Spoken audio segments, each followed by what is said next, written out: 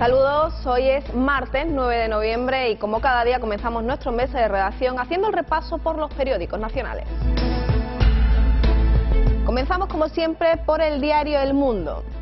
Intifada en el Aaiún, el desalojo por la fuerza del campamento de la protesta enciende la rebelión en la antigua capital del Sáhara español. Al menos 6 muertos, uno de ellos un policía lapidado, y decenas de heridos en un día de saqueos, enfrentamientos e incendios. Trinidad Jiménez pide que se reúna el Consejo de Seguridad de la ONU porque este problema no es solo de España y Marruecos.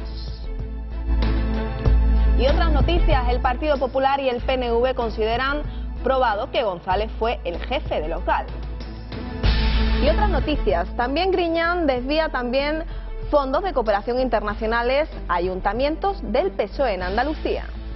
Y críticas en todo el mundo contra Obama por devaluar el dólar para salvarse solo. La UCI acorrala a Contador y pide que le sancionen por dopaje.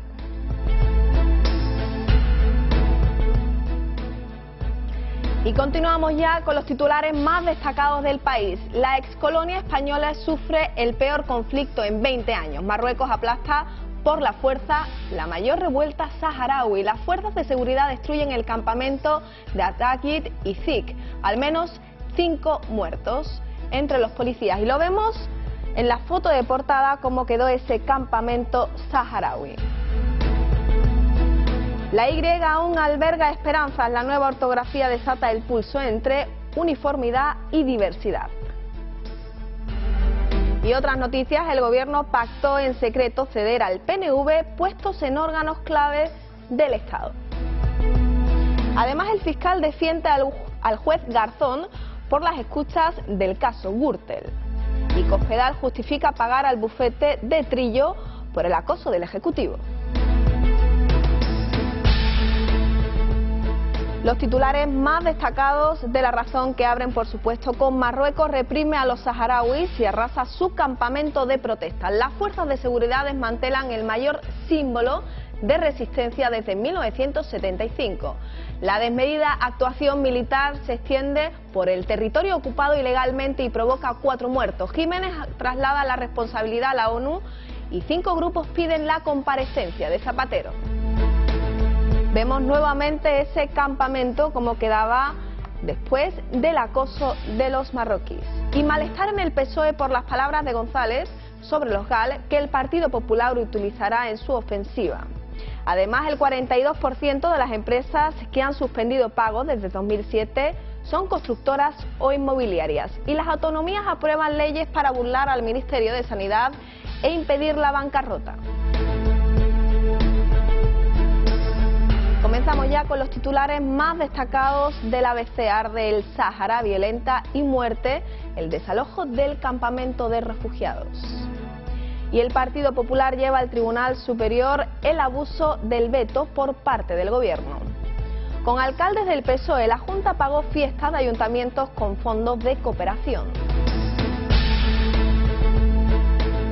Esta y otras noticias se las desarrollamos en tan solo unos instantes. Conocemos ya los titulares del día.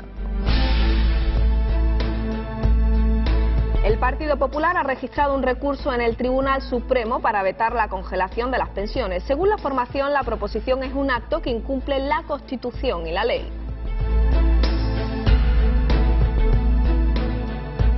El próximo viernes, el ministro de Trabajo, Valeriano Gómez, y los sindicatos mayoritarios retoman el diálogo social.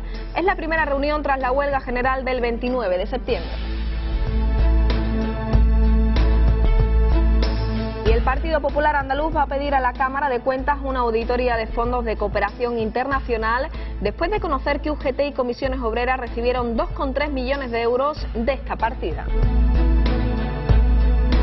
Y el mal tiempo, las lluvias y el viento vuelven a acompañar hoy la jornada en todo el panorama nacional. Coruña ha sido una de las más perjudicadas por el fuerte oleaje.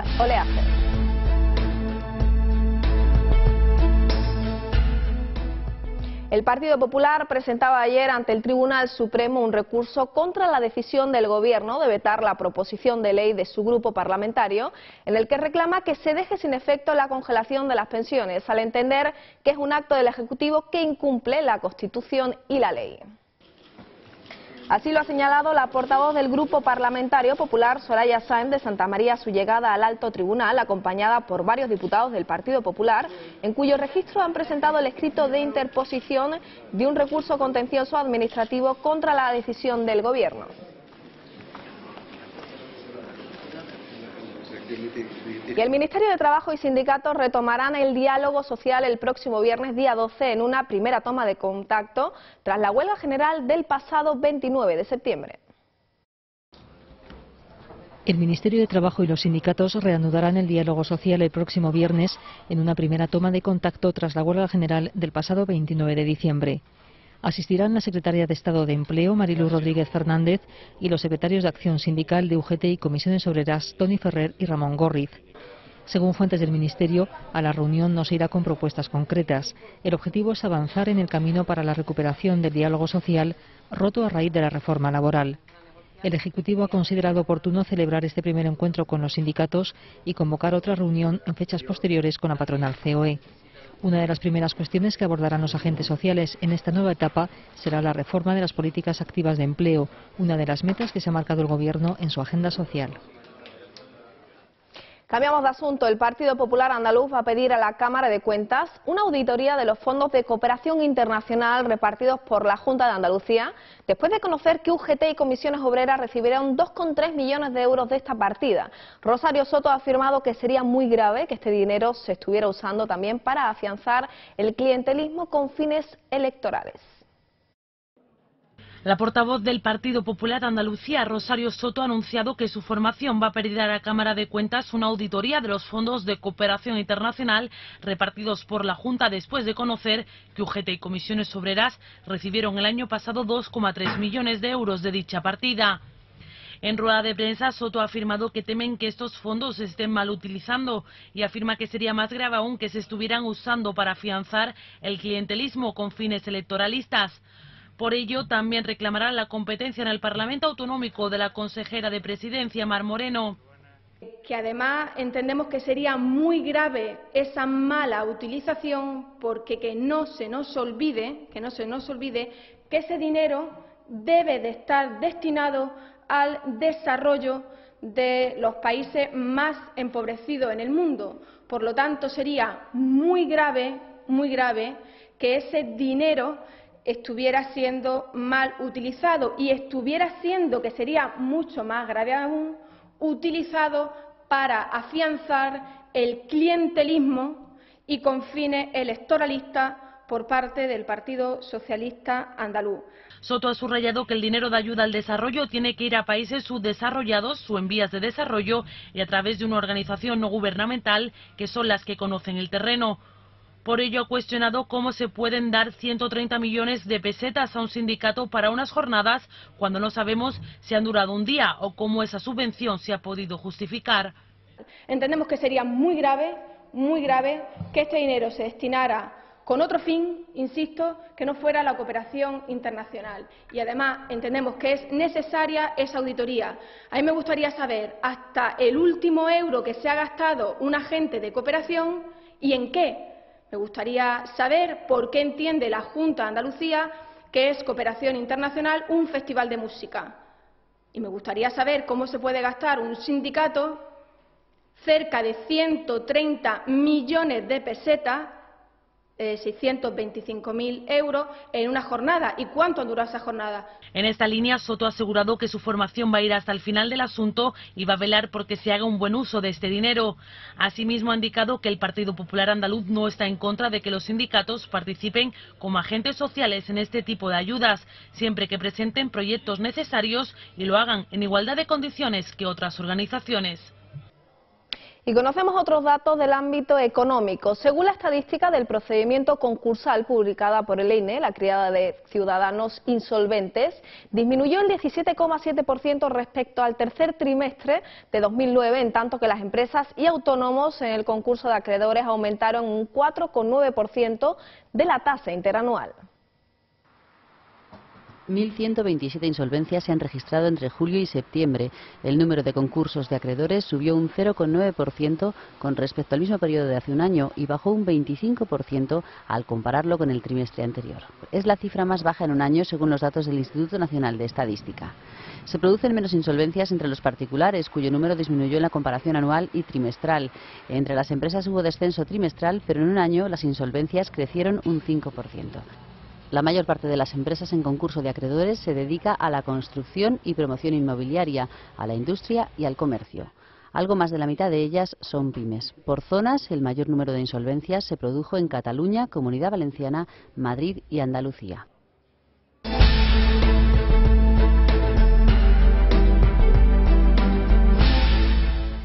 Y la vicepresidenta primera del Comité Olímpico Español y presidenta de la Fundación Medioambiental Ecomar ha denunciado el estado de las aguas mediterráneas. En una entrevista ha hablado del mal estado en el que se encuentran las aguas llenas de bolsas de plástico y desperdicios. Coincidiendo con mi retirada de la vida. Se llama Teresa Zabel. Fue medalla de oro en vela en los Juegos Olímpicos de Barcelona y Atlanta y ahora se dedica a defender las aguas del planeta a través de la presidencia de la Fundación Ecomar. Y con la idea de que los niños españoles primero se pudieran iniciar en el mundo del mar para conocerlo, para explorarlo y para disfrutarlo, y al mismo tiempo para que aprendieran cómo podían hacer ellos para empezar a cuidarlo. En una entrevista con F Verde, Zabel insiste en el mal estado de las costas españolas, un problema que es especialmente acuciante en el caso del mar Mediterráneo. Yo navego mucho y casi siempre navego por el Mediterráneo en verano, y da pena ver cómo estás navegando muchas veces en zonas llenas de plásticos, bueno, de ramas, aunque las ramas evidentemente es una cosa natural, de botellas, de todo tipo de cosas que floten por el mar. Zabel cree que en España todavía se vive de espaldas al mar. De ahí el escaso respeto que tienen los habitantes por sus aguas. Un problema que solo cree que podría empezar a resolverse con más campañas de sensibilización ambiental por parte de las distintas administraciones.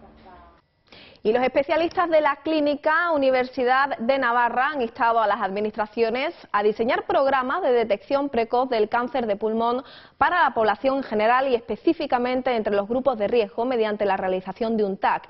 En la población de riesgo, fumadores, exfumadores de entre 55 y 74 años han demostrado su eficacia en la reducción de las muertes por cáncer de pulmón. Un TAC de tórax a tiempo puede ser la mejor solución para detectar un cáncer de pulmón. Así lo señalan los especialistas de la Clínica Universidad de Navarra, que como Javier Zulueta, director del Departamento de Neumología, señalan la importancia de este tipo de pruebas. Desde el punto de vista médico, yo recomiendo a personas de alto riesgo, fumadores o exfumadores, que consideren los beneficios que puede ofrecer este tipo de prueba. A esta conclusión se ha llegado tras una investigación realizada en Estados Unidos que pone de manifiesto que realizar un TAC en los grupos de riesgo puede disminuir en un 20% la mortalidad de los enfermos de cáncer de pulmón, una medida que además constituye un ahorro para las administraciones. Tratar un cáncer de pulmón en estadio avanzado es muchísimo más costoso que detectar un cáncer precoz. Por tanto, si las administraciones tuviesen la visión de ver las cosas a largo plazo, invertir ahora en esto será un ahorro sin duda. Ahora queda la tarea más compleja, concienciar a la gente, sobre todo fumadores, de que se sometan a esta prueba.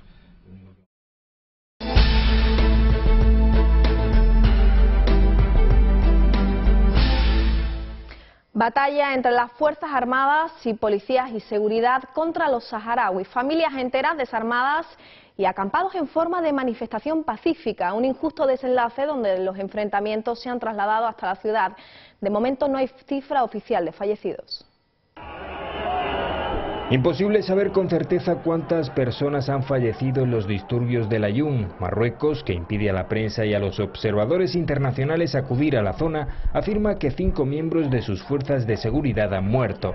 Del lado saharaui, dependiendo de las fuentes, el número de víctimas mortales oscila entre 4 y 13. La batalla campal se ha producido durante la operación policial para desmantelar el campamento cercano a El Aaiún, en el que se habían instalado unos 20.000 saharauis para exigir mejoras en sus condiciones de vida. El campamento ha sido arrasado por completo. Los disturbios han llenado de inquietud a la comunidad saharaui afincada en España, la antigua metrópoli. Cargados de ira, cientos de personas han acudido a protestar frente a las puertas de la Embajada de Marruecos en Madrid. El Frente Polisario acusa a Marruecos de querer boicotear la reanudación de los contactos entre ambas partes, auspiciados por la ONU. Y activistas bloquean el tramo final en la ruta de los desechos nucleares hacia Gorleanben. Cientos de manifestantes mantienen bloqueada la carretera por la que deben pasar las 123 toneladas de desechos atómicos. Está siendo una odisea desde que los desechos salieron de Francia.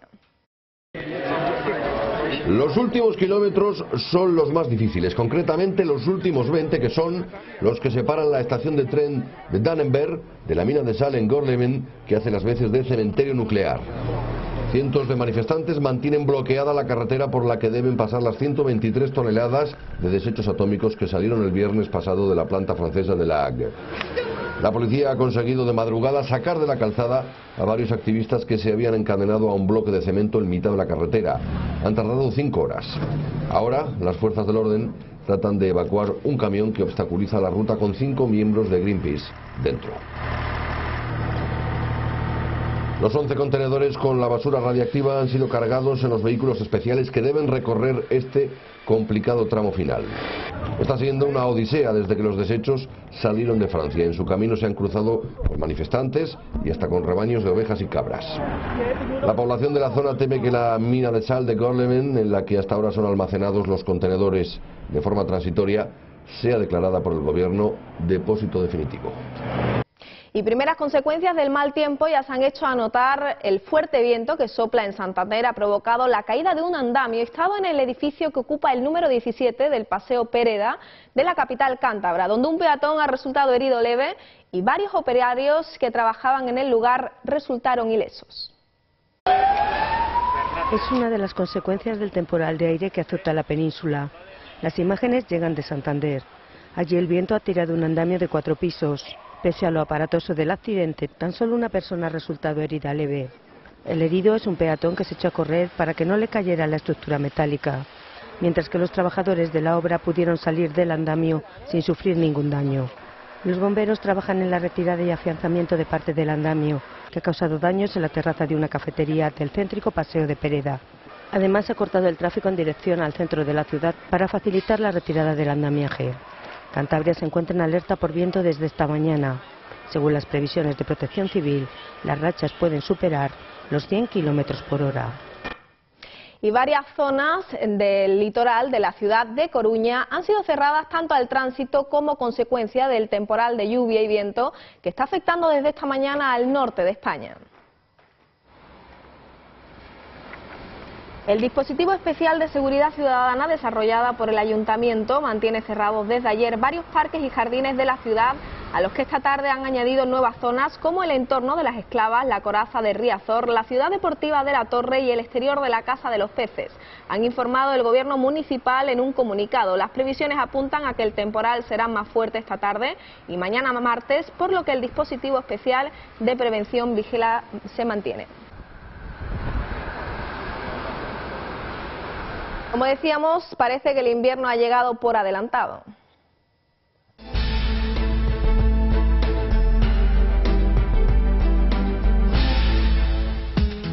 Cielos totalmente cubiertos en la mitad norte del país, donde las precipitaciones serán más fuertes y persistentes, sobre todo en la cordillera cantábrica y Galicia. Cielos también cubiertos y precipitaciones, aunque con menor presencia en el sur peninsular. Las temperaturas continuarán bajando. Y 3 ataúdes blancos del escritor colombiano Antonio Ungares, un thriller bizarro con trasfondo político en un imaginario país latinoamericano. Ha sido galardonada de la 28ª edición del Premio Herralde de novela que concede la editorial Anagrama. El escritor colombiano Antonio Ungar acaba de ganar el Premio Herralde de novela que concede la editorial Anagrama, dotado con 18.000 euros. 3 ataúdes blancos es un thriller bizarro con trasfondo político en un imaginario país latinoamericano. sobre todo que no fuera visto como un manifiesto político ni contra la derecha ni contra la izquierda, sino un poco burlarse de todos los grandes políticos de América Latina, que de cualquier corriente política responden a intereses más grandes y se mueven con mecanismos, digamos, muy oscuros y muy corruptos.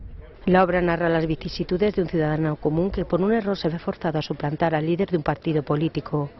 Y acaba metido en este mundo del gran poder. Y al poco tiempo se vuelve incómodo para todos los actores, digamos, de la política y de la guerra, y todos lo persiguen para matarlo, entonces huye, y al mismo tiempo hay una historia de amor ahí mezclada, pero sí, todo con mucho humor negro. Ungar, que reside en la localidad de Jaffa, enclavada en Tel Aviv, es el primer colombiano que gana el Herralde. Y la Navidad llega a Disneyland París, la inolvidable ceremonia de encendido del abeto llena de entusiasmo tanto a niños como a mayores. Entre las caras, un ilusionadísimo Rafa Nadal. Magia, luces y acción. Cientos de personas han dado la bienvenida a la Navidad en Disneyland París con la inolvidable ceremonia de encendido del abeto. Una vista espectacular con sus 500 bombillas y 830 adornos en 24 metros de altura. Entre los presentes, Mickey y Minnie y la nueva heroína Rapunzel, quien junto a su fiel amado Flynn llegará a los cines españoles el próximo febrero con Enredados. Papá Noel ha protagonizado el desfile a lo largo de Main Street, USA, entre mucha expectación, tanta que ni el mismísimo Rafa Nadal ha querido perdérselo. Me encanta venir a Disneyland y por qué no vivir la Navidad, que no la había visto nunca. Entre los más afortunados, Óscar, Verónica y Pablo, que a través de Facebook han sido elegidos para arreglar sus juguetes preferidos en el taller de Papá Noel. El abuelo dijo que lo trajo de Alemania y papá estuvo jugando con él mucho tiempo. Era mi muñeco preferido desde pequeño y le abrí la pata para meterle dinero. Estaba rota porque no tenía una oreja, que se la han arreglado ya aquí en el taller de Papá Noel. Después de cosidos, pintados y reparados, los juguetes han pasado a formar parte de las celebraciones para poder ser disfrutados en el escaparate de la tienda Ribbons and Bones en Main Street. Una celebración llena de sonrisas que nos recuerda que la magia de la Navidad ya está aquí. Bueno, y hasta aquí las noticias por el momento. Recuerden que podrán seguir informados en nuestras siguientes ediciones. Nosotros nos despedimos. Hasta mañana.